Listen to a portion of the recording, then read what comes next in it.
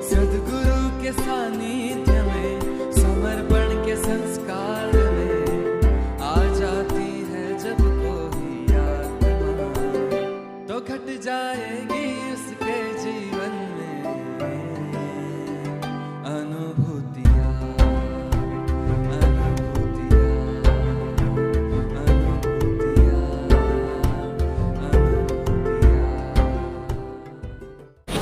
सूक्ष्म रूप से उपस्थित परम पूज्य गुरुदेव के चरणों में कोटि कोटि वंदन। परम पूज्य गुरु माँ के चरणों में कोटि कोटि वंदन। और आप सभी को जय वासुदेव। मेरा नाम जय जाला है। मैं मुंबई मुलुंड सेंटर से हूँ। मुझे समर्पण में जुड़े हुए 2014 में जुड़ा था। उससे पहले पापा समर्पण ध्यान योग से जुड़ चुके थे। पापा के साथ में कभी कभी सेंटर जाता था और ऊपर ओपन टेरेस में सेंटर चलता था। तो सुबह और शाम को ठंडी हवाएं आती थी, ऊपर खुला आसमान था और बाजू में झाड़ में पक्षियों की आवाज़ें आती थी। तो वो सब एक अनोखा वातावरण था। वो ध्यान शुरू होने से पहले जो धुन या भजन लगाए जाते थे वो सुनना मुझे अच्छा लगता था। मुझे नहीं पता था कि धुन किसने गाई है, तो मैं धुन सुनते सुनते ऐसा सोचता था कि धुन कितनी अच्छी गाई है कि ऐसा लगता है कि सुनते ही रहो धुन में। फिर मैं जब चैतन्य महोत्सव, महाशिवरात्रि या अलग अलग शिविर होते थे, उनके पहले ये धुन लगाई जाती थी स्वामी जी के आगमन से पहले। तो ऐसा वातावरण हो जाता था कि एक बड़ा महोत्सव ही हो, वो एक अलौकिक वातावरण हो जाता था। तो बाद में मुझे पता चला कि परम पूज्य गुरु माँ के ये स्वर है, तो वो धुन मुझे बहुत प्रिय है।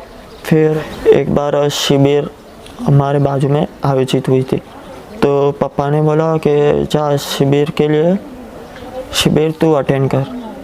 तो मैं फर्स्ट टाइम वो शिविर 8 डेज़ अटेंड की। उसके बाद में 45 डेज़ जो ध्यान होता है वो 45 डेज़ का ध्यान किया। उसके बाद में मैं फर्स्ट टाइम सेंटर के सभी साधकों के साथ महाशिवरात्रि के टाइम आया था, लास्ट 3 डेज़ के लिए।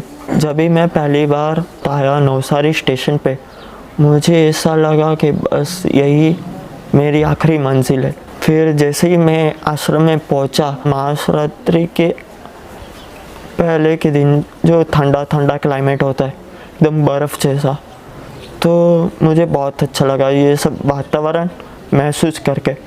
फिर हम लोग आश्रम में एंट्री गेट पे सब रजिस्ट्रेशन और वो सब कर रहे थे।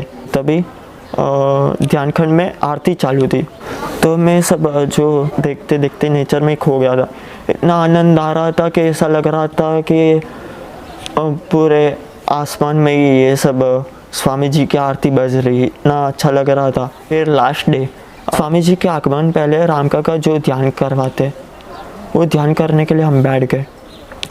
तभी ऐसा वातावरण था कि हिमालय जैसा एकदम ठंडा ठंडा, और वो जो ध्यान पंडाल में जो पंडाल होता है उस पे ठंडे ठंडे पानी के बूंदे, बर्फ़ जैसे बूंदे ऐसा गिर रहे थे। पूरा नीचे का जो ज़मीन था मिट्टी का, वो पूरा ठंडा ठंडा ऐसा बर्फ़ जैसा हो गया था।